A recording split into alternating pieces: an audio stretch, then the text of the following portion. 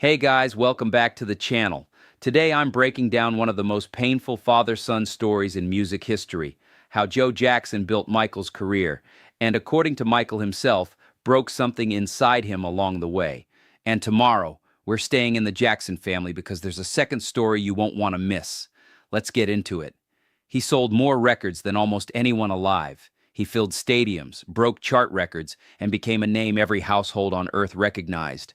But ask Michael Jackson about his childhood and something changes. The smile fades, the voice gets quiet, because behind the sequins and the moonwalk was a little boy who learned to be terrified of his own father. This isn't a story about fame, it's a story about what fame cost. And by the end of this video, you'll understand why Michael Jackson, arguably the most famous entertainer who ever lived, spent his entire adult life trying to reclaim a childhood he says he never had. Stick around, because it gets heavier than you think. Before the world knew the name Michael Jackson, there was just a boy in Gary, Indiana, singing in a house crowded with brothers, sisters, and a father who ran the household like a drill sergeant. Joe Jackson didn't just want his sons to sing, he wanted them to win. And in his mind, winning meant discipline, repetition, and zero room for mistakes. Katherine Jackson, the family matriarch, later explained her reasoning for keeping the kids so tightly controlled. The neighborhood they lived in was rough, crime was common, and keeping her children rehearsing at home instead of out on the streets felt safer to her. She always maintained that Michael had a full, happy childhood surrounded by his siblings, but Michael's own recollection told a very different story, one where he says he never actually got to be a kid at all. Even the decision to put Michael at the front of the group wasn't automatic. According to Michael, his father had already decided Jermaine would be the lead voice. It took Katherine physically pulling Joe aside and insisting he actually listen to Michael sing before Joe would even consider it.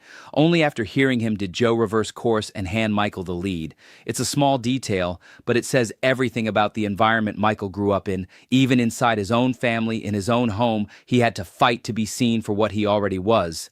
That set the tone for everything that followed. To the public, the Jackson Five looked like a fairy tale. Five brothers with impossible talent, discovered young, destined for the top of the charts.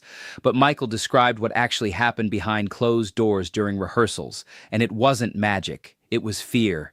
He said his father would sit and watch rehearsals holding a belt, and if any of the boys missed a step or a note, punishment could come immediately.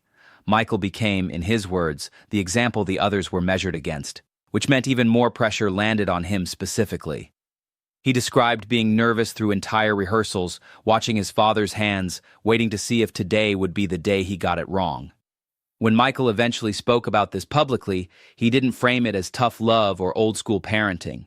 He described real physical fear, being struck, being chased, hiding from his own father in the house. He recalled his mother screaming for Joe to stop, terrified that he might seriously hurt one of the children. Michael said he was fast enough to often outrun his father, but when Joe did catch him, the consequences were severe. What's striking is how Michael talked about it even decades later, once he was already one of the most famous men alive. In interviews, when the subject of his father came up, something in him would visibly shift. A nervous laugh, a hesitation, almost like the fear hadn't fully left him even as an adult. That's not the reaction of someone recalling ordinary strict parenting. That's the reaction of someone whose body still remembered. Michael wasn't the only Jackson child to speak about what home life was actually like. His sister LaToya gave her own account, and it lines up with, and in some ways goes further than, what Michael described. She said their father was severe, that physical punishment was routine, and that it wasn't limited to young children. She claimed even her adult brothers were struck. According to LaToya, the fear didn't fade with age or success. She said that even decades later, some of her brothers, grown men with their own children in college, still carried an instinctive fear of their father. Perhaps most jarring is what she said about timing. According to LaToya, the punishment didn't stop when the Jacksons became famous. She claimed it continued well into the era of Michael's biggest albums, the same years he was collecting armfuls of awards on television, smiling for cameras, thanking the world for its love, while, according to her, still living in fear at home.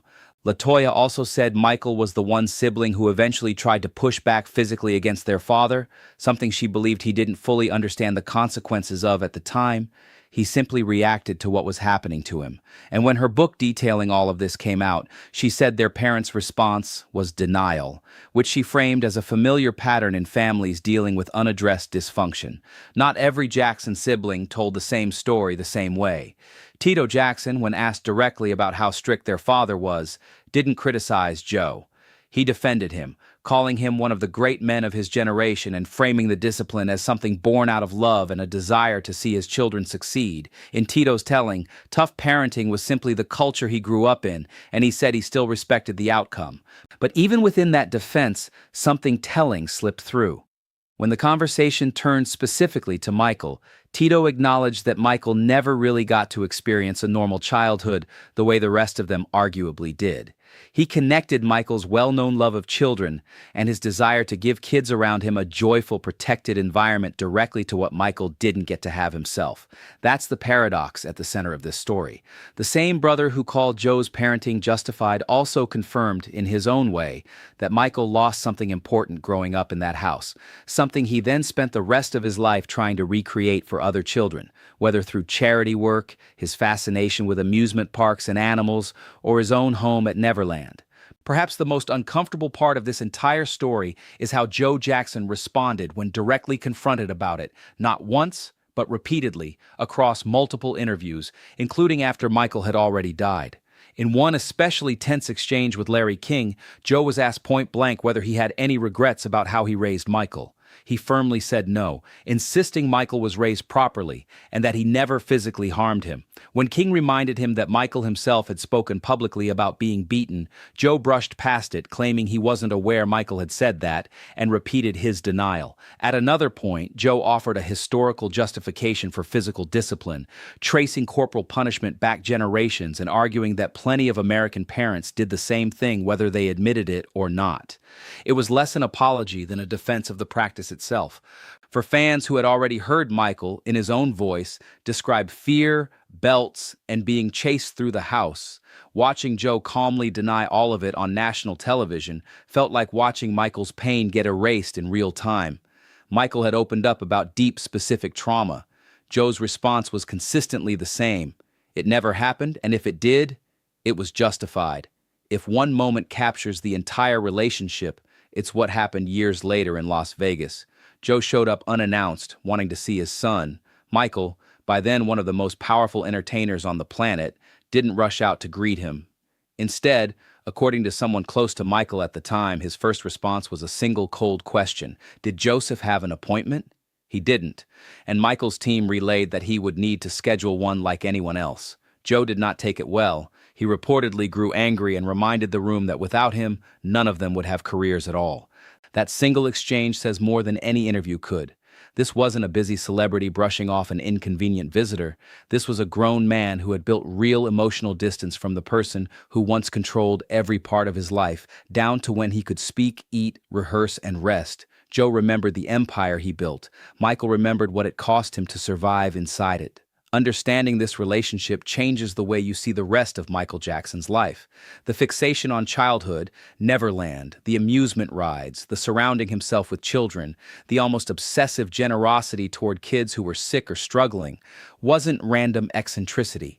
Multiple people close to him, including his own siblings, connected it directly back to what he felt he never got to have. He didn't want other children to feel the fear he said he felt. He didn't want them spanked, pressured, or forced to perform perfection under threat. In a strange way, everything people found strange about adult Michael Jackson was rooted in something painfully understandable. A person trying for decades to give away the childhood nobody gave to him. That's the real story underneath the headlines, the tabloids, and the endless public debate about who Michael Jackson really was. He wasn't just the king of pop. He was a little boy who learned early that love could come with conditions, that mistakes could come with consequences, and that even after becoming the most famous person on earth, he still needed to feel safe enough to be a kid, even if he had to build that safety himself. That's the story of Michael Jackson and the father who shaped and scarred him. Tomorrow, we're staying with the Jacksons for a related story you won't want to miss. So make sure you're subscribed with notifications on so you don't miss it. If this video moved you, drop a comment and let me know your thoughts, hit like, and I'll see you in the next one.